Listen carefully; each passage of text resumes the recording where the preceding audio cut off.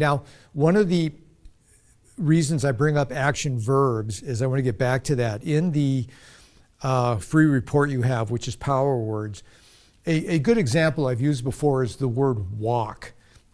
You can say he walked down the street. And just by changing the verb walk to something else, like he bolted down the street, or he ran down the street, or he tore down the street in a fever, in a sweaty fever, or he waltzed down the street, or he floated down the street on a cloud of love.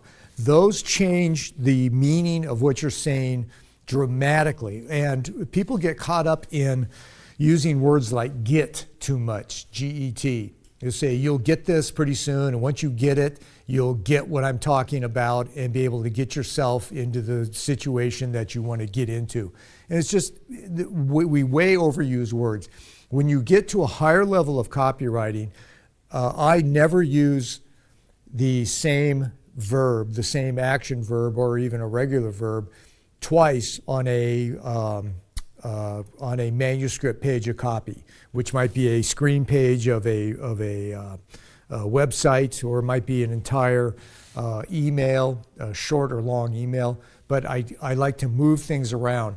This helps your reader. You can bore your reader to death with really sad sack writing. So merely changing the verbs can juice up what you're saying. And you'll see some examples of this in the bullet examples I'm going to show you. So sometimes a single bullet will close the deal by addressing a hidden objection.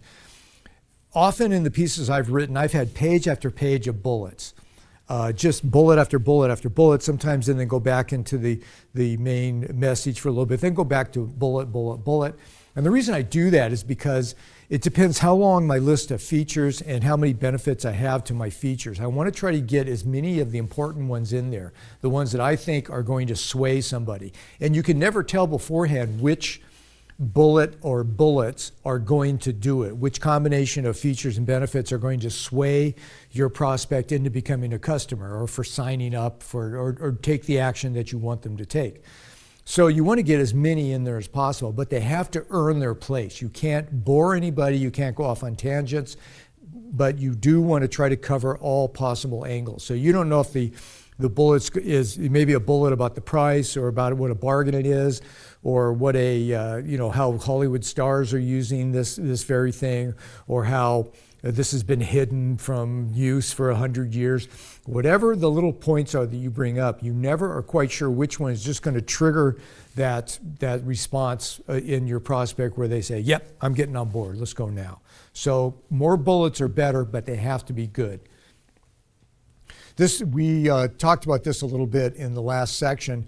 When you have complex details, especially if you use technical jargon or slang, whether you're writing to bowlers or engineers or baseball players who have their own language, you want to translate things into plain English. Don't take it for granted that because you know all the hip slang in your particular niche, that your reader is going to know it. A lot of times the reason your prospect is going to buy from you is because they want to know more about what's going on. They may feel like an outsider. That's often why people buy.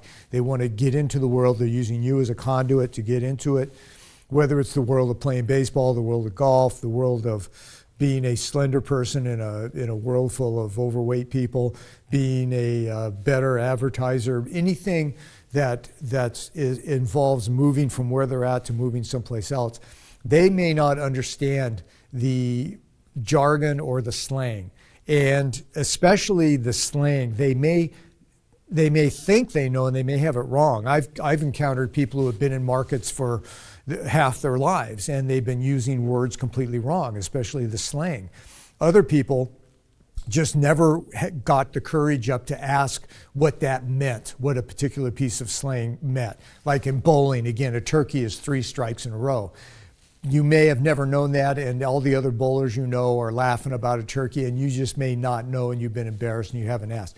This is an opportunity for you to be that person that I can trust now, and you'll say, this will help you so much. Turkeys will become very common to you? Parenthesis. Isn't it funny the language we use as bowlers for turkey, for example, as 3 strikes in a row and end it. So I often say in plain English, that means. So I'll say something that is in jargon, and then in parentheses I'll say in plain English that means blah, and then I explain it. Very, very good point. And remember, he will use your proof as his proof to convince himself and others. He not only has to remind himself why he's going to become a customer or get involved with you, but he often has to explain it to someone else.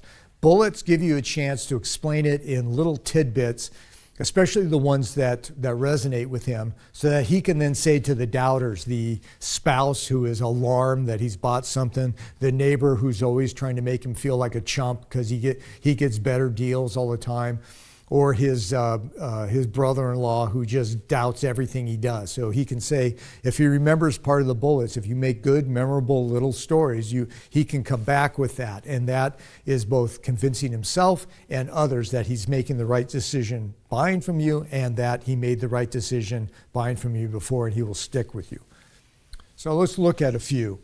These are bullets that I pulled out of a number of pieces that I've written in a couple of different markets. One of them is the sex market, so we'll have fun with that. But this one, I believe, might be a combination of stuff. So it really doesn't matter what the market is. What matters is how the bullets are connected. So there would be copy, a lot of stuff going on